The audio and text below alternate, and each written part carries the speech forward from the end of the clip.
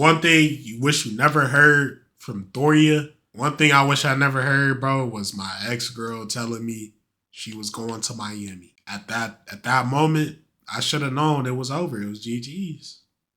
No reason. Let's see what these people one thing is now. And when I was 13 years old, I got a phone call. I was home alone, and it was a collect call from a prison. And I took the call because I was curious, and it ended up being an uncle I didn't know I had, who was in prison because he was a serial killer. Okay, so she's glad she wished she didn't know her uncle was a serial killer, or she wished she didn't know she had an uncle. And my parents kept that from me. They didn't want to tell me, and it's just something I wish I didn't know. I mean, I want to know, but it sucks, you know? Yeah, I feel like shit like that, like the family truce is a double-edged sword, bro.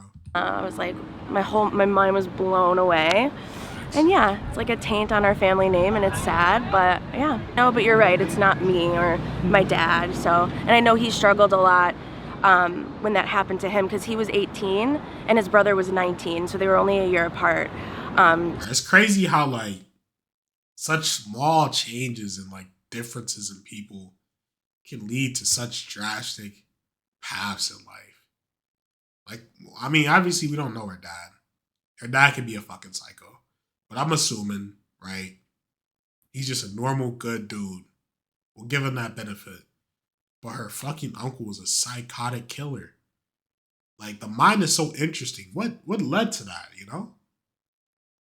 It's fascinating.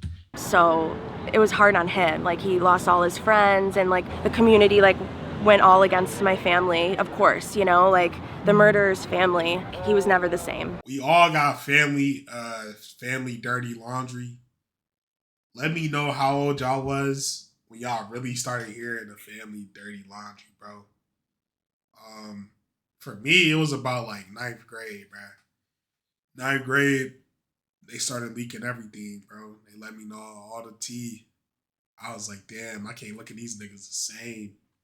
Family tea get crazy, bro. It get crazy. I was in a thrift store one time, and there was a baby, like a toddler, sitting in the cart, and it was screaming and crying and calling out for its mom, and its mom was just standing there, ignoring it and shopping. And when I was a kid, I was neglected as a child, and watching that happen in real time and hearing the baby screaming was something that I could have never heard and lived a very happy life. It was rough. I think this is a little projection here. Obviously I'm not a parent, right? I feel like in that situation, you could try to calm the baby, but sometimes babies just cry, bro. And you know, you like, I can imagine as a parent, you got a lot of things going. You just trying to get shit going. You know, I don't think that automatically equals neglect in itself. I just think bro had a lot going on in his past, so it probably triggered him. I don't know though. One thing I wish I never heard, I feel like growing up in a lower income family or places where there's a lot of struggle and challenge, there tends to be ideas that in order to be successful, in order to make money, you have to be evil or you have to sell your soul, and the only way to get successful is to do something wrong. And I think that I developed a weird relationship to the ideas of money and success at a young age for that reason. And as someone who grew up poor, I'm talking about, nigga, it was some nights me and my mom slept in the car, gang. It was getting like that. I ain't never heard no shit like that. Now I do have a somewhat unhealthy relationship with money. But saying you gotta sell yourself to get fucking successful is like insane. Insane. And I wish that nobody ever told me that. I wish I never absorbed that. I wish that I had ideas of abundance from the get-go, and that your like just being great in this world means that you should be rewarded for that. And I feel like I'm there now, but I wish maybe I had been there earlier.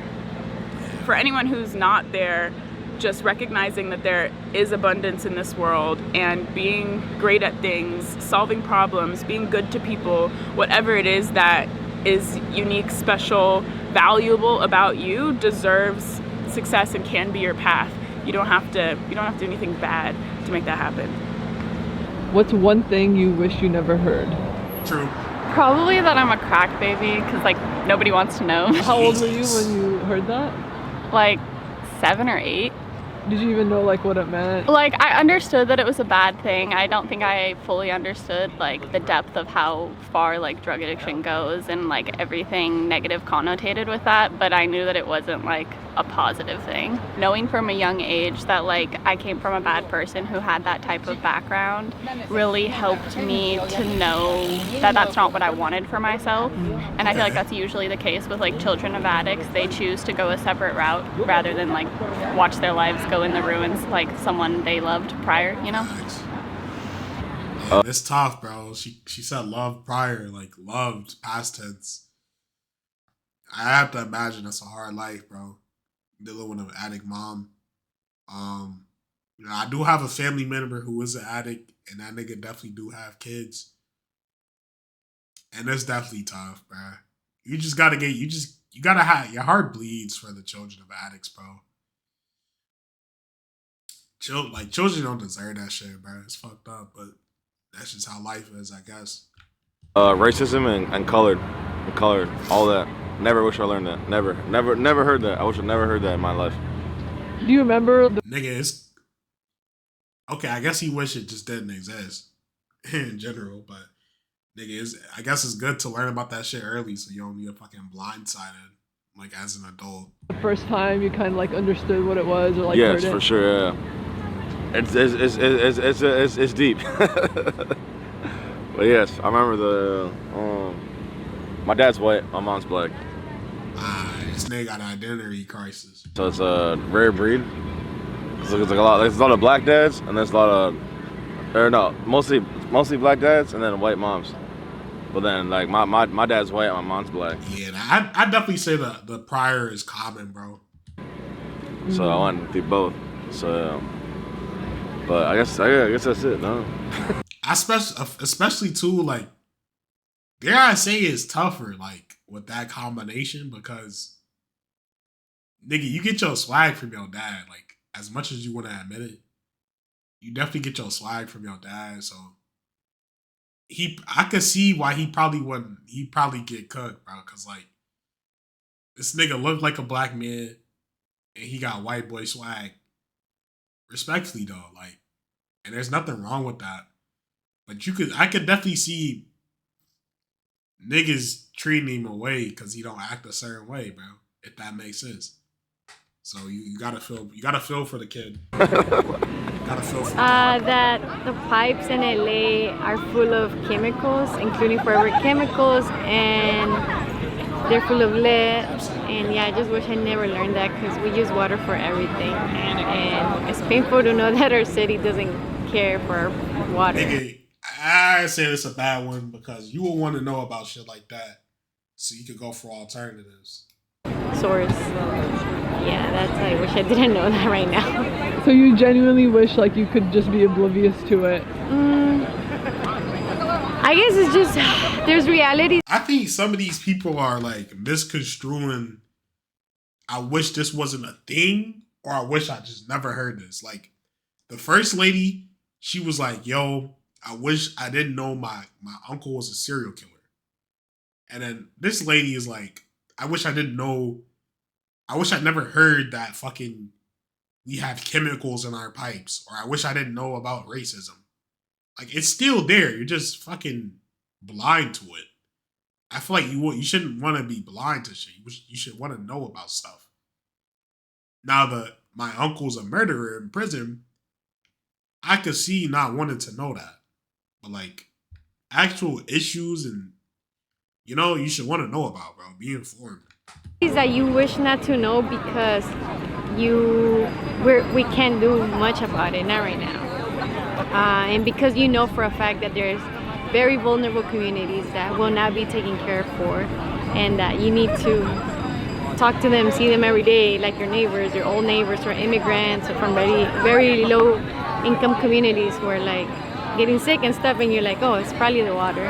And now you can change that. You can change that right away. The city says that they're gonna take 10 years to clean it up, and now they're asking for more time. So that's in 10 years, some of my neighbors are gonna be 80, 60. The babies are gonna be 10, 15, 20. They're gonna have so many chemicals on their bodies. One thing I wish I had never heard was we do a Christmas party at my family every year on Christmas Eve, and my little sister was maybe like 2, something like that. And no, that's not true. It wasn't at the Christmas party. I can't remember where we were. But anyway, it doesn't matter. Oh God, don't give a somewhere. fuck. We're at like a function, like a family party function type thing. And my little sister took one of those green and white hard candies that you can get like at a restaurant, and she got it stuck in her throat. And she was like gasping for air, and she was choking on it, and my mom had to fish it out. And I wish I had never heard that sound of her gasping for air. For real. That was gnarly. Another one that's like... That's the sound I wish I'd never heard. Hotel California. Reminds me of cleaning the bathrooms when I was a kid. The word moist or Hotel California. What's good with this Hotel California shit? Are they related? Can you tell us why those are your answers? I don't know. The solo in Hotel California is kind of daunting. It's like you hear it and it's like. Okay. We now have to listen to Hotel California. One smell of colitas. My head too heavy and my side. Okay. I mean, it sounds cool, bro.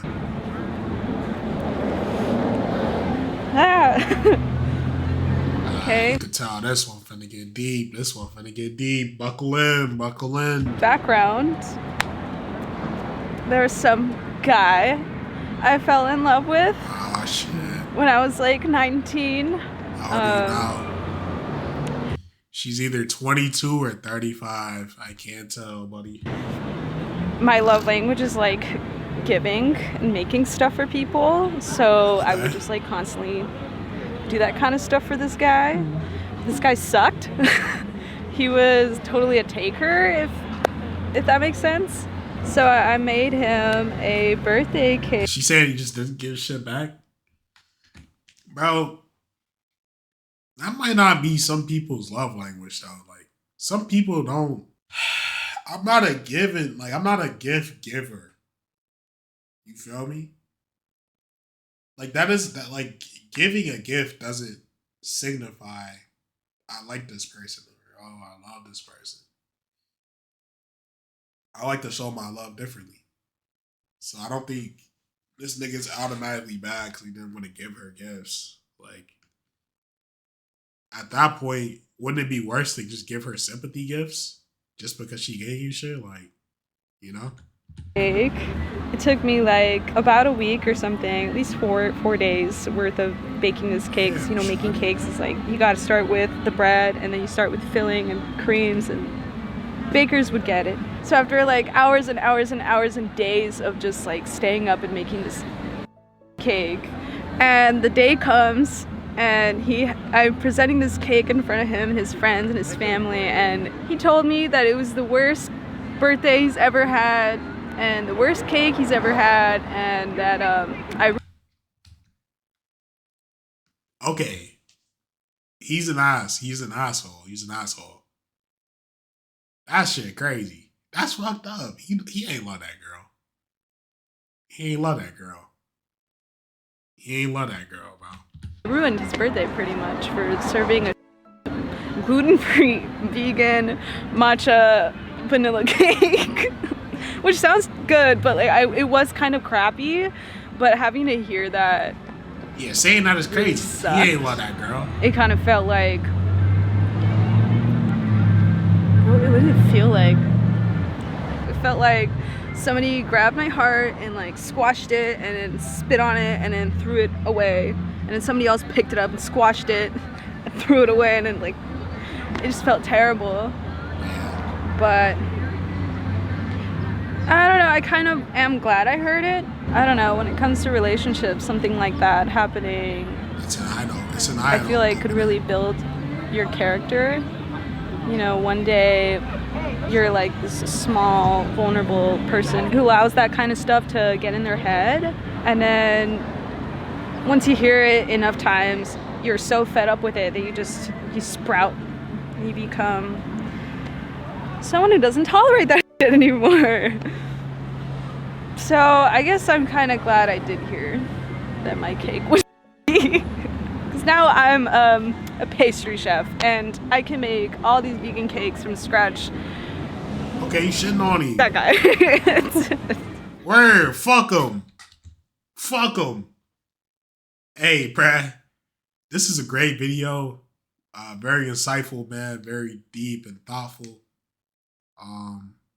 What's one thing y'all wish I never heard, bro? Let me know. Cozy Fam or no fam.